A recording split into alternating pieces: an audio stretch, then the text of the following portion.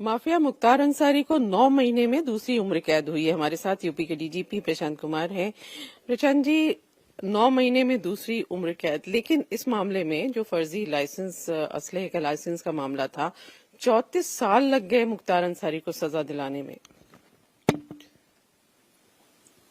पिछले कुछ वर्षों से उत्तर प्रदेश में निवेश के लिए अनुकूल वातावरण बनाने के लिए अपराध और अपराधियों पे कार्रवाई चल रही थी।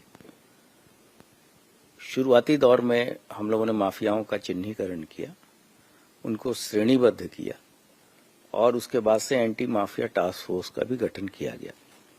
उसके तहत कुछ 68 ऐसे माफिया थे, 68, जिनको पूरे प्रदेश स्तर पे चयनित करके उनके जो भी मुकदमे थे उनको कन्विक्शन तक ले जाने की कार्रवाई शुरू की गई, जिसके कारण अब तक लगभग 66 लोगों को सजाएं मिल चुकी हैं, जिसमें से 24 मुख्य माफिया है, रेस्ट इनके सहयोगी हैं। तो पिछले 1-1.5 वर्षों में इस पर्टिकुलर माफिया के ही 8 सजाएं हो चुकी हैं। इसके अलावा अन्य सभी वर्ग के माफियाओं पे कार्रवाई की गई है। इसके लिए हमारा जो प्रोसिक्यूशन विंग है, हमारी जो गवाह हैं, चाहे वो सरकारी हों चाहे वो प्राइवेट हों, उसको विटनेस प्रोटेक्शन एक्ट के तहत सभी तरह की सुरक्षाएं दी गई हैं और जिसके अच्छे परिणाम आ रहे हैं और इसके कारण एक अच्छा माहौल उत्तर प्रदेश में बन रहा है, जिससे कि अधिक से अधिक निवेश। आपको तो पता ही है कि ईज ऑफ डूइंग बिजनेस में उत्तर प्रदेश की रैंकिंग दूसरे स्थान पर है और इन्वेस्टमेंट के मामले में भी पिछले 5 वर्षों में जो इन्वेस्टमेंट हुए हैं वो उसके पहले के 10 वर्षों में जितना हुआ था उससे 400 गुना ज्यादा है। तो ये दर्शाता है कि अच्छे कानून व्यवस्था का असर प्रदेश के विकास में, इंडस्ट्रियल ग्रोथ में और आम जनमानस के ईज ऑफ डूइंग बिजनेस पे पड़ा है। जैसे इस मामले में हमने देखा कि जो यूपी के पूर्व चीफ सेक्रेटरी थे आलोक रंजन या जो पूर्व डीजीपी थे देवराज नागर, उन्होंने भी गवाही दी। आपने जैसे कहा कि जो गवाह हैं उनके प्रोटेक्शन का ध्यान रखा जा रहा है, तो क्या ये जो गवाह थे वो गवाही देने से डरते थे मुख्तार के खिलाफ, या जो माफिया हैं, या उनको ऐसे भी आरोप लगते रहे कि रास्ते से हटा दिया जाता था? नहीं, जब सिस्टम वर्क नहीं करता है तो इस तरह की चीजें होती रहती हैं, लेकिन जब ये अगर कन्विक्शन या दंड या न्याय, हमें दंड किसी को नहीं देना, हमें न्याय करना है जो कानून के हिसाब से सही है।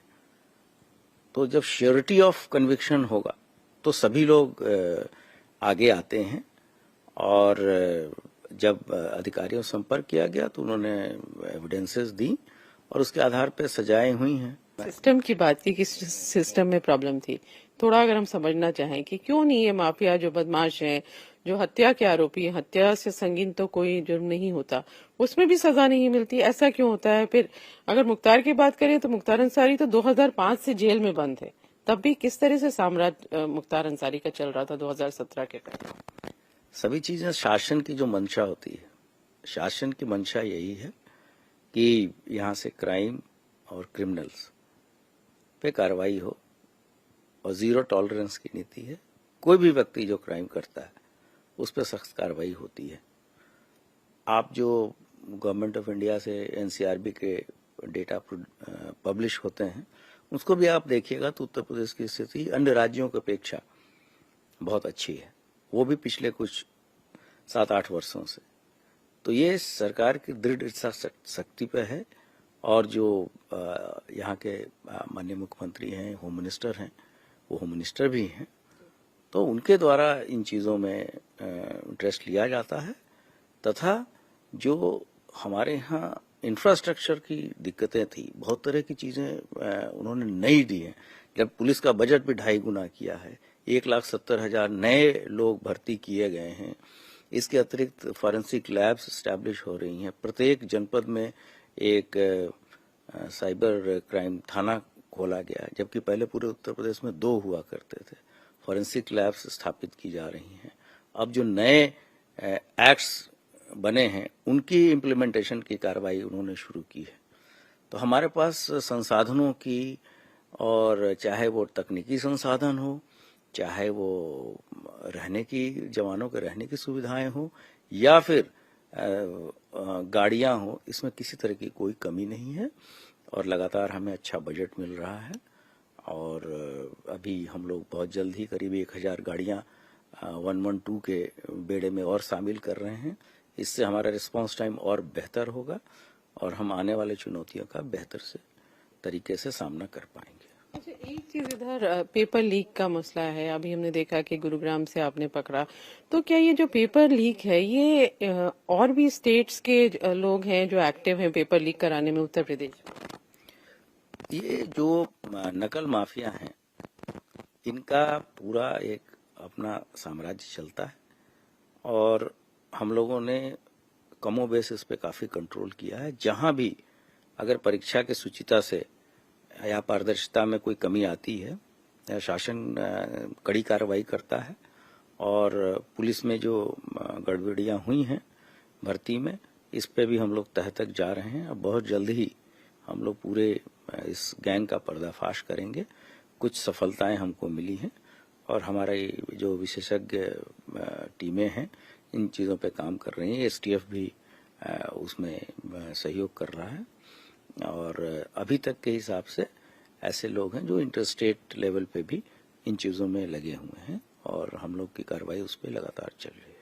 जैसे जो पेपर लीक है, हमने देखा कि गुरुग्राम में 1000 करीब लोग थे जिनको पेपर वो सॉल्व कराने गया था। कहा जा रहा है कि 5 से 7 लाख रुपया एक अभ्यर्थी से लिया जा रहा था। तो ये जो आप जिन लोगों को पकड़ रहे हैं, तो जो प्रॉपर्टी उन्होंने इस पैसे से बनाई, जो इलीगल तरीके से कमाया, तो उस पर भी क्या बुलडोजर कुछ चलेगा? नहीं, अवश्य हम इसके जितने भी माफिया हैं जो इस काम में लगे हैं, हम उन पे कठोर से कठोर कार्रवाई करेंगे और इनकी जो अवैध तरीके से अर्जित संपत्ति है उसको जब्त भी करेंगे। और अगर वो गलत जगह पे या बिना कानून के या सरकारी जमीन पे बनाई गई है तो न्यायिक प्रक्रिया को फॉलो करते हुए ध्वस्तीकरण की कार्रवाई भी अमल में लाई जाएगी। यूपी में सीए को भी लेकर काफी ज्यादा चर्चा है क्योंकि रमजान भी चल रहा है। तो सीए को लेकर किस तरह से अलर्ट है यूपी पुलिस? क्योंकि रमजान में भीड़ भी बहुत होती है, मस्जिदों में भी होती है, सड़कों में लोग तरावी भी पढ़ते हैं। सीए को लेके हम लोग पहले से सभी जितने भी स्टेक होल्डर्स हैं, सभी धर्म के गुरुओं से बात हो गई है।